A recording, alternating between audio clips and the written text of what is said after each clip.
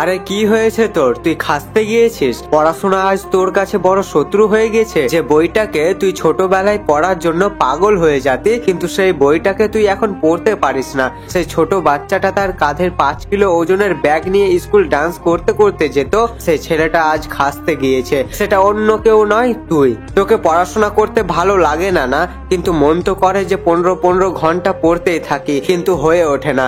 যে বইটা তোর জীবন বদলে ফেলতে পারে, সে বইটাকে তোর দেখতে ইচ্ছে করে না। যে বইটা তোকে পৃথিবীর পাওয়ারফুল মানুষ তৈরি করতে পারে, সে বইটাকে তোর দেখতে ইচ্ছে করে না। একটা কথা বলবো, কিছু মনে করিস না। এই পৃথিবীতে যে মানুষটার মধ্যে ক্ষমতা থাকে না শত্রুদের সাথে লড়াই করার, সে মানুষটা তার জীবনে কোনো কিছু করতে পারে না। তোর ফোনের মধ্যে থাকা অ্যাপস, তোর কিছু বন্ধু যারা তোকে দিন রাত ফোন করে, তোর সেই গার্লফ্রেন্ড যাকে তুই প্রচন্ড ভালোবাসিস, যার সাথে তুই দিন রাত কথা বলিস পড়াশোনা ছেড়ে দিয়ে, এইসব জিনিসগুলো তোকে তোর ভেতর থেকে শেষ করে দিচ্ছে। তোর মাইন্ড রিল্যাক্স হয় না, আর তুই ভালো কিছু ভাবতেও পারিস না। তোর যেটা মাইন্ড, সেটা আগের থেকে অনেক কমজোর হয়ে গেছে। ভাই, তুই তোর মধ্যে এনার্জি নিয়ে আয়। কেন তুই তোর টাইমটাকে ফালতু নষ্ট করছিস? তুই কি তোর জীবনে কিছু হতে চাস না? এইভাবেই তুই রাস্তায় রাস্তায় ছুটে বেড়াতে চাস? মনে রাখিস, সফল সেই হয় যার পরিশ্রমের মধ্যে দম থাকে। তুই লড়াই কর তোর মধ্যে থাকা সেই অহংকারের সাথে, যেটাকে তোকে বদলাতে হবে। লড়াই কর তুই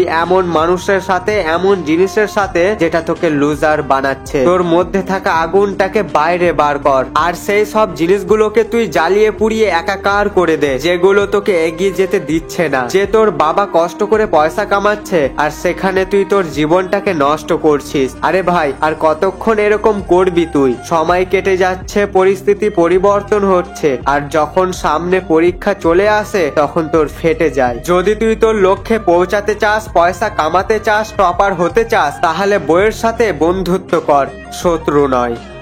এখনো যদি তুমি তোমার ভাইয়ের চ্যানেলটিকে সাবস্ক্রাইব না করে থাকো, তাহলে ভালোবেসে তুমি তোমার ভাইয়ের চ্যানেলটিকে সাবস্ক্রাইব করে নাও। আবার দেখা হচ্ছে সবার সাথে পরবর্তী ভিডিওতে। সবাই ভালো এবং সুস্থ থেকো। খোদা হাফেজ।